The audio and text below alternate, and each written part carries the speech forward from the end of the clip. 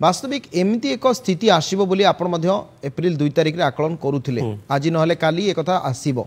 किंतु ये आउ केते एस्केलेट हबो केते आमे आउ अप्स डाउन्स देखिबा आउ केते फ्री फॉल को वेट करिबा कौन स्थिति वर्तमान समय पूरा ओवरऑल ग्लोबल सिचुएशन कौन वर्तमान समय देखो वर्तमान से आंसर को जीवागु मु प्रथम व्यूअर्स मानु कहि रखे ए परिस्थिति कहीं अमेरिका क्रिएट होइछि। प्रथम कथा होचे अमेरिका वर्तमान जो डोनाल्ड ट्रंप आछंदी से गोटे इकोनॉमी को रिकवरी करिया पे गोटे डेस्परेट अटेम्प्ट नउचंदी से डेस्परेट अटेम्प्ट रे से या चिंता करूछन जे केमती कोन करी कि रेवेन्यू को बढ़ाइबो।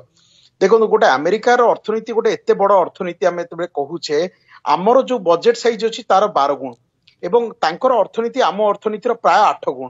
किंतु तांकर जो डेप्ट पोजीशन देखिए जो लोन पोजीशन देखिए आजिका डेट रे 36 ट्रिलियन डॉलर माने 36 लाख कोटी इंटू 80 से गुणी पारती तो गुणला पर जेति गेला सेति तांकर लोन बर्तमान तांकर लोन रो जो इंस्टॉलमेंट आछि ताकू से माने सुजिया पर माने सुजिया पोजीशन नाहंती। वर्तमान तांकर जो रेट ऑफ इंटरेस्ट जेति रे लोन आनिथिले तार जदी एवरेज रेट ऑफ इंटरेस्ट देखिबे 1% 1.5% एबे जो गुडा सब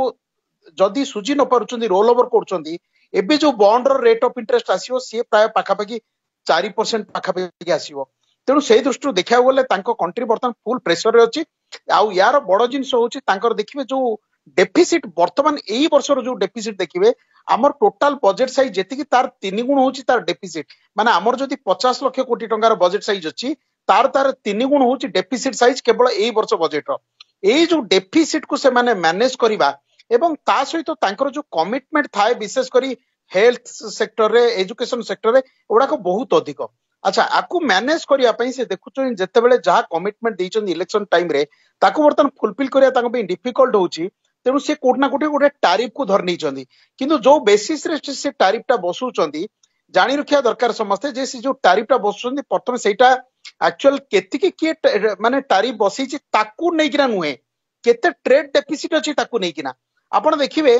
जदि आजिका डेट रे इंडिया रो जदि एवरेज टैरिफ जोटा बसाउची सेटा हार्डली 12% आपण भाबिए सी जो आपण जो एक्चुअल कहउचंदी जे 50 केते प्रतिशत तार आधा माने 52% रो आधा 26% से जो कैलकुलेशन करचन सेटा एक्चुअल आमे केते टैरिफ बसुचे से बेसिस रे नुहे सी एइतरे करचंदी केते ट्रेड डेफिसिट अछि ता माने जो आमे जो इंपोर्ट करूचे